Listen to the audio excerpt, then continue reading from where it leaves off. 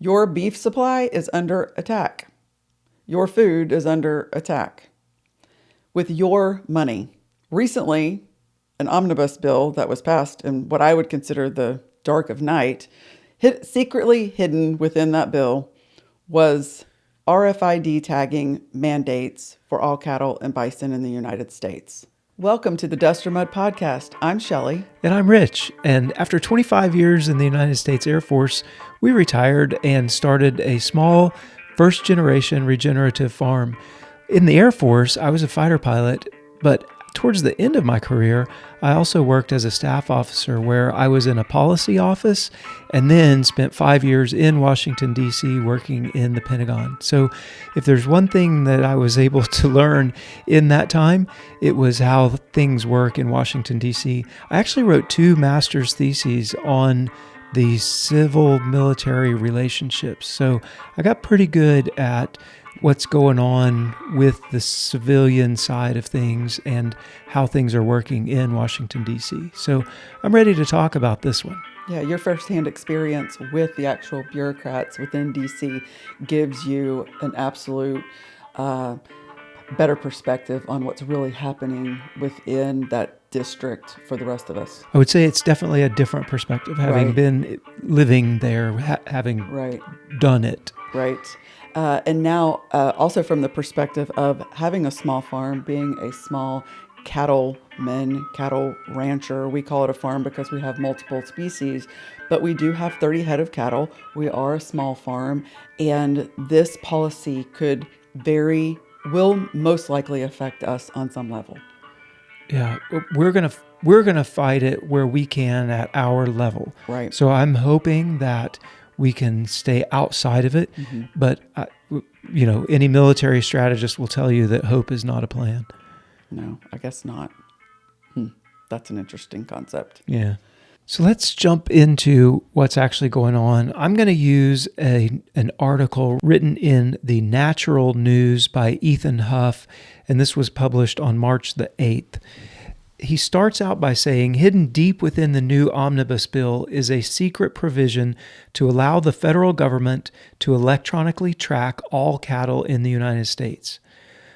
He continues, Representative Thomas Massie, Republican from Kentucky, warned about the hidden provision on X, stating that lobbyists will receive $15 million in taxpayer funds to unleash the electronic tracking grid on the nation's meat-producing cows and bison. None of this, warned Representative Massie, is legal, and yet the near total apathy of the American people these days means these kinds of things are easily passable without so much as a peep from the wider constituency. No law authorizes this, Representative Massie wrote on X. Wow. Okay, thank you, Representative Massie. But I do have one question for you, sir. In the event you hear this, I would love an answer. Well, I'm sure he'll see it. I'm sure he will. If you know Representative Massie, make sure he does see this. Here's the thing. I absolutely support you. I support what you're saying, and I could not agree with you more. Here's my question. What on earth are the citizens of this country supposed to do about the rules that the bureaucrats make and enforce through Chevron deference in this country through their agencies? So being that we did not, as American citizens, hire the bureaucrats that are making these rules and decisions, we're fairly powerless outside of our vote for people like you that we rely on to make those changes happen. Let me tell you a little story. Okay. So when I was a major, I worked in U.S. Forces Korea. So we were in Yongsan Army Garrison, downtown Seoul. I worked in the U.S. Policy Office.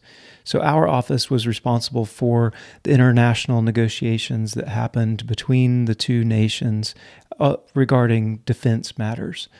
And one thing that I quickly learned while in that office, the actual work was done 6 layers below the Secretary of Defense. Okay. So I think in most people's minds, They think that, international relations or big legal matters or laws or things like this RFID, right?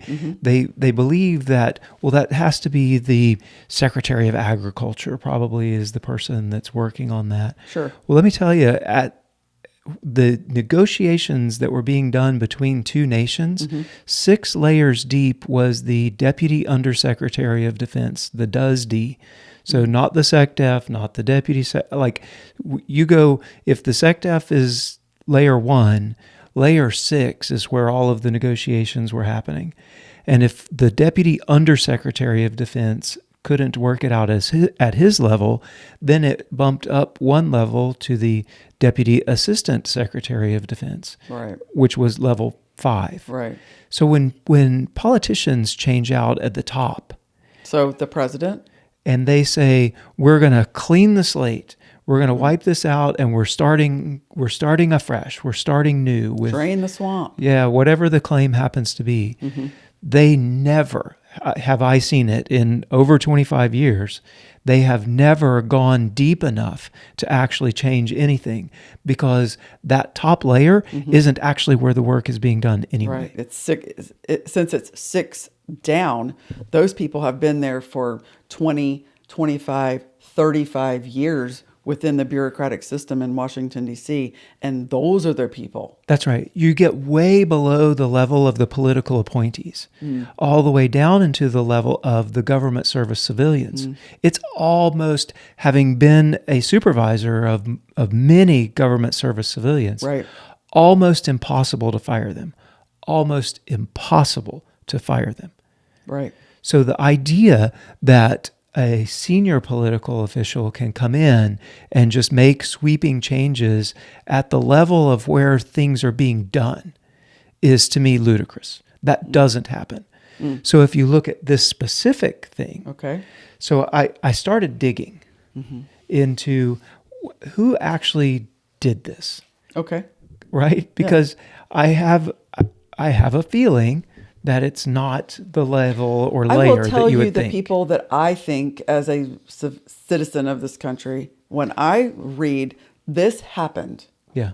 my initial thought, and it might be your initial thought too, was Congress did this, Yeah. right? I mean, they're the ones that put it in the bill. There's an omnibus bill, and they voted on $15 million of our dollars to go to a tracing and tracking system on our food supply. Yeah. Then it must have been Congress who dreamed this idea up in the first place. Well, here we go. Follow the path. Okay. So the Department of Agriculture is the one that started this whole thing. They called for discussion on this topic in July of 2020. That's when it posted on the Federal Registry. Convenient. And yeah, July of 2020. Think about what was going on in 2020. I can't think of a thing. So the authority upon which they started acting was an actual law Okay. from Congress. And this law states that Congress finds the prevention, detection, control, and eradication of disease and pests of animals are essential to protect different things. Can't argue with that. One of the things is to protect interstate commerce, foreign commerce in the United States among animals and other articles. Okay. So that's the law. We want to protect. We want to protect animals. for sure. Yep. So We don't want that disease law running then rampant. was acted upon by an agency falling in line with what you mentioned, Chevron deference, and we've had a podcast about that before as well, that the agencies are able to make laws.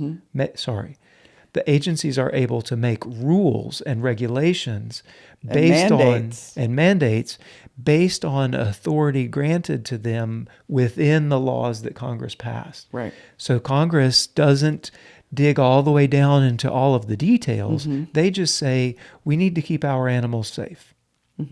From there, then, comes the rules. It becomes the responsibility of the United States Department of Agriculture to make sure that all the animals are kept safe and healthy and all of that. So Right? Okay. here goes back to my story. Okay. So the Office of the Secretary of Agriculture delegates to undersecretaries. Okay. In this So, case, the Undersecretary for Marketing and Regulatory Programs is delegated Animal Health and Protection Act. okay. Okay? But they don't actually do it. No.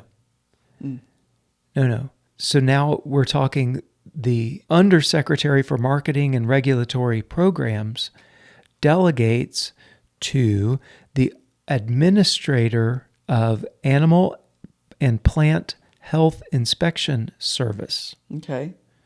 Aphids. APHIS, they call it. Okay. So we've gone from the Secretary to the Undersecretary for Marketing and Regulatory Programs, now to the Administrator of Animal Plant Health Inspection Service, that same act, the Animal Safety Act, who now is utilizing the veterinary services. The Deputy Administrator of Veterinary Services is responsible for the Animal Health Protection Act. So, deputy administrator, it's not even the administrator. Correct. So, it's deep. So we've gone layer after layer after layer after layer now, Right, deep to the person that's actually, or the agency administration that's actually responsible for writing and implementing this. So it's not the level that you would assume that it is. Okay, so you just said this. Let's talk about what this really is. What are the nuts and bolts of what we're talking about they're implementing? We said RFID tagging all cattle and bison within the United States. What is that? What is that? It is an electronic tag that has a specific number assigned to a specific animal. So they are able to swipe with a wand and electronically identify that animal. Okay, so we do other things in this country, other products, merchandise, and whatnot for inventorying.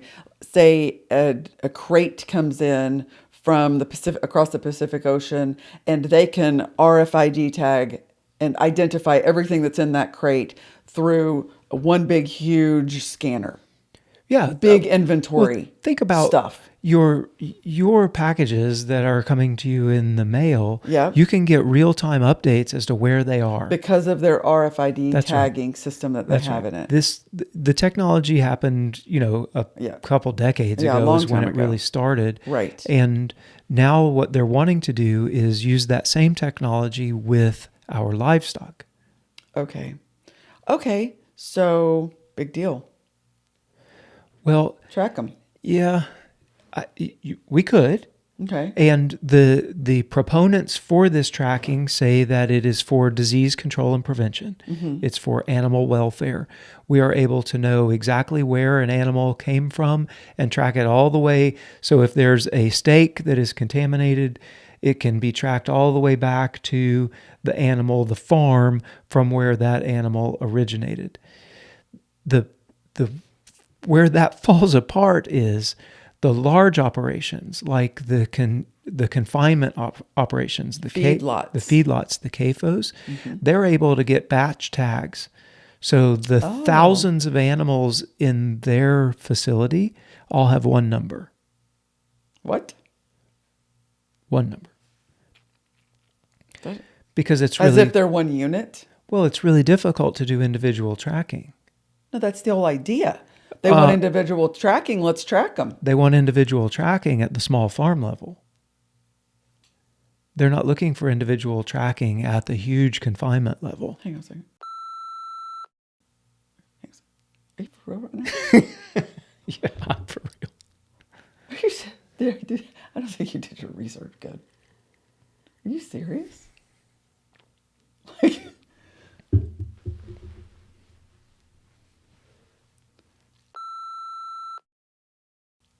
Okay, then to me, if that be true, we'll trust your research. No, I'm kidding.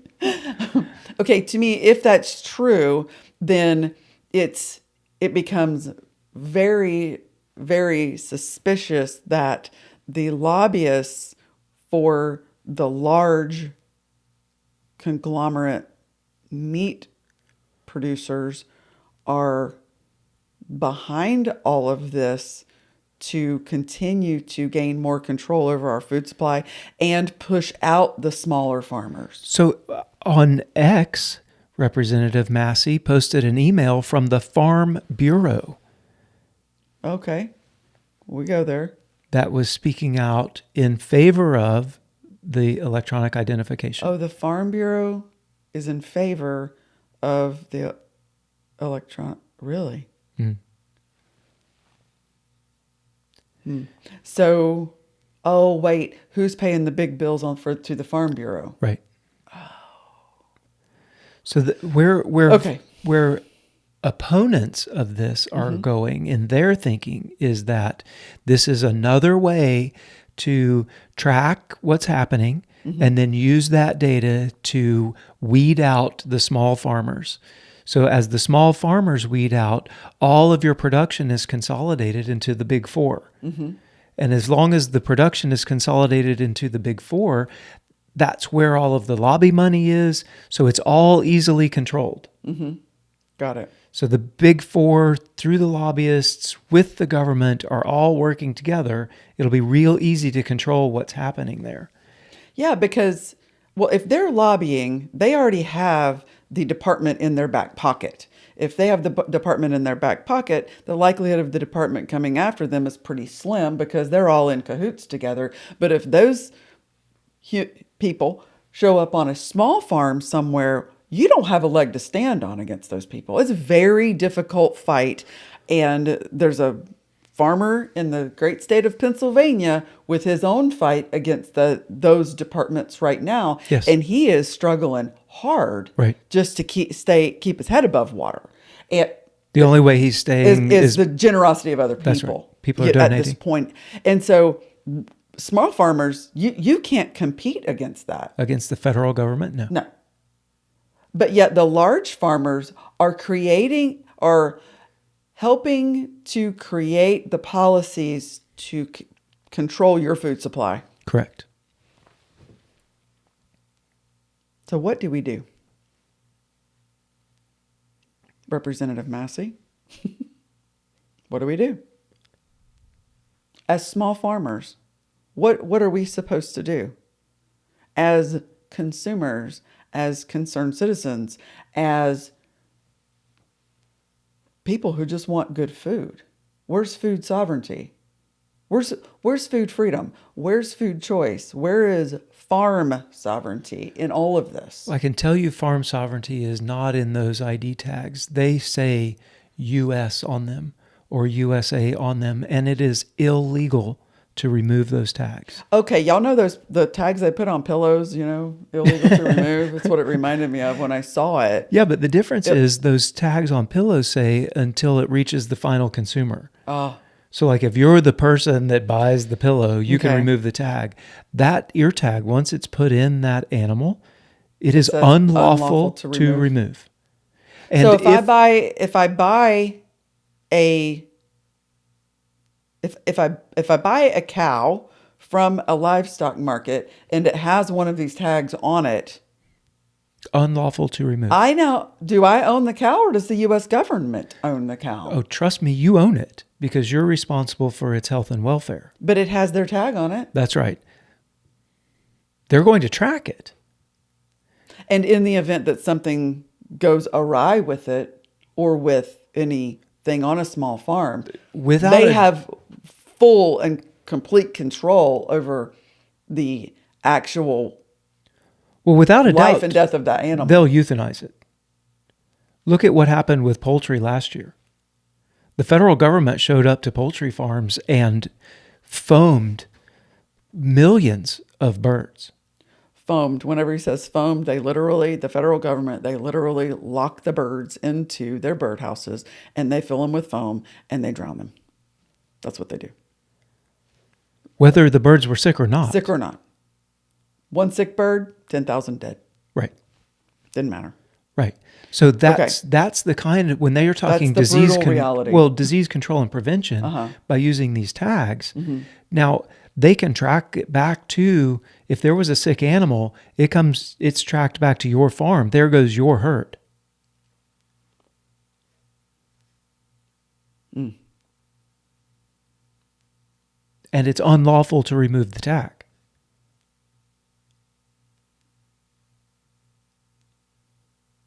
If the tag falls out, you have to report it as lost and submit for a replacement tag. It's this constant feeling of asking for permission to do with your herd or your animals or your food or whatever from these entities. Like, I'm constantly feeling like there's something that I'm supposed to be asking for. May I please, sir? Yes. Oh, yeah, absolutely. On everything. And from what I can tell, Representative Massey is on our side on this one. I know he is. I know you are. He's a proponent of the Prime Act, which would allow custom processed meat products to be sold where currently they're not. Right. So I do think he's with us. Absolutely. I understand your frustration of, okay, but what are we supposed to do? Right. Right. I think it is voting. It's being informed. It's speaking out. For you guys, just listening to this, just informing yourself, just watching us chat about it, becoming involved in the conversation, learning about what's actually going on. 15 million of your dollars are being spent on this. Okay, but to be the devil's advocate, the person on the other side of the screen, you may very well think that traceability for disease control is a very good thing. What a lot of the cattlemen, the ranchers who are against this policy say they've been doing a pretty darn good job for a whole lot of years, making some of the best, safest food in the world. Yeah. In the world. They've been doing it right for a lot of years. They do not need the added expense, the added headache, the added time. Just the record keeping alone on these farms, especially, small farms got a lot going on. They probably have a town job too, and they're just still trying to raise some cows. And the added time and energy and regulatory compliance that it takes in order to be able to maintain things at the compliance level is just unsustainable. Yeah. And so let's say you've got some of these ranches out west or in Texas that have a couple thousand head, they got to keep track of all these things. Right. Just the sheer record keeping. And they already keep amazing records of what's happening with your beef supply. Because let's face it, it's our beef supply. Yeah. It's our food supply. And what's that going to do to the prices? It's just more inputs that rancher or that farmer is having to have. And it may only be a couple of dollars per head.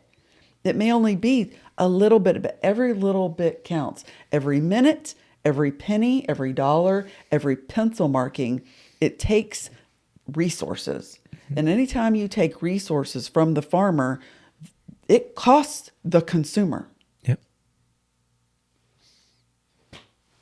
And you've already paid for it once to the tune of $15 million just to make sure that the big guys have the tools they need. That's what that $15 million is for. It is to make sure the tools to the tags and the tag readers and all of the implementation tools are there for the big guys. Trust me, they're not just sending us stuff for free. And rest assured of that. No. And so But we can volunteer.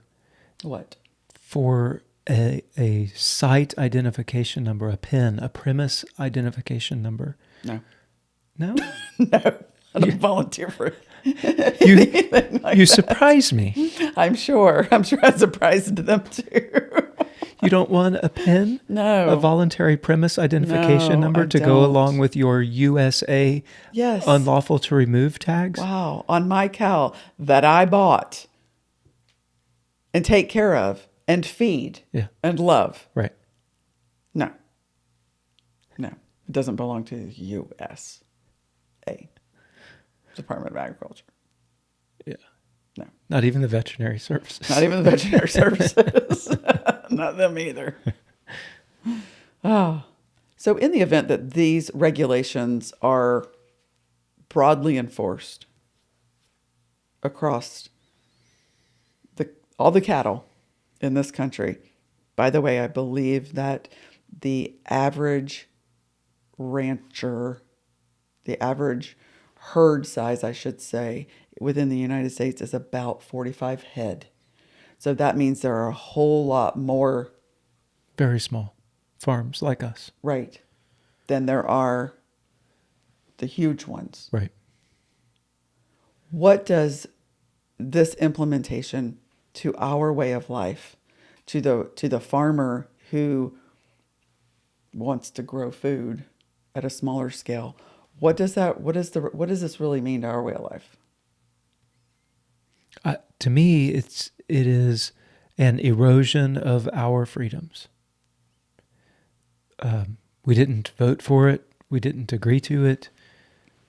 And yet, our ability to farm the way we want to is at jeopardy, I think. I agree. Another thing that it will erode at, not just freedom, but it would erode just your sheer privacy. In the event that you want to own and raise bovine, you're going to have to submit all of that information to the federal government. So a lot of people would be quite deterred by that. Yeah. How many people that are proponents of freedom and privacy would bow out because they don't want to do that? And what does that do to our continuing shrinking beef supply in this country? It continues to consolidate it into the big companies. Another factor to this is that a lot of people see this as just a guise for further movement on the environmental side of things. A way to score you on your ESG, your environmental, social, and governance score. If you're a cattle producer, your ESG score is going to be low because the claim is that cattle have such an impact on the environment. So your environmental score is going to be low. Oh. So if the government is able to track every single head of cattle that you have, that's how you get a really bad environmental score. And you want to know what happens with ESG tracking? Look at China. Look at what they're doing. Look at the apps that they have on their phone to where you can't go outside if you have a red symbol around your face on your app. You have to have a green symbol in order to go outside. You can't get on the subway unless you have a green symbol around your face. What you're saying is true, and some people might be listening to that saying there's no way. Oh, yes, there is. And that's right now. Oh, yeah. And if you don't think that stuff like that can come to this country, you weren't alive in 2020. Then you weren't. Yeah, you were not breathing in 2020. As we started talking about passports, right, tracking our own status, right, our jab status, and whether or not you can go to work, right, without a passport. Guys, we got to be careful. With each passing law, with each passing regulation, with each addition. Have you heard recently of them going, hey, that regulation we had? Pfft, never mind that. Yeah, we'll get rid of that one. We'll get rid of that one. No, when I was haven't. the last time that you heard of a regulation going away? Yeah, that doesn't happen very often. All we do is we keep adding more and more regulation to our lives, taking away more and more freedoms, removing more and more privacy every single day. And if we don't wake up and start writing our congressmen, writing our representatives, getting involved at the state, local level of what's going on with our policies, our food. Vote. I guess we just have to vote. But we've got to pay attention, and we have to start making our voice known and stop being afraid to say the words. Yeah. I am against this. Correct. And I have the right to say that. That's right. And I'm going to. I am Right. against this. I do not want this on my cattle. Yeah. Yes. So that's what's going on in your food industry with your beef, and it is steaming ahead. Maybe we'll just keep an eye on what's actually happening with it. Yeah. It is alarming. Every day, the situation with our food supply gets more and more alarming. But the best thing that we can do is continue to grow the best food that we can. Make sure, look up a local farmer near you that's growing the best food that they can that's near you, and tap into that food supply. Absolutely. Yep. Thank you guys for hanging out with us again today. I hope this has been a really informative podcast for you. We are very concerned citizens of this country. We are proud to be citizens of this country, but we are concerned. We're going to continue to voice our opinions about what's going on. And we just thank y'all for everything. And until next time, bye y'all. Bye, y'all. Okay. That's a podcast. It is a podcast.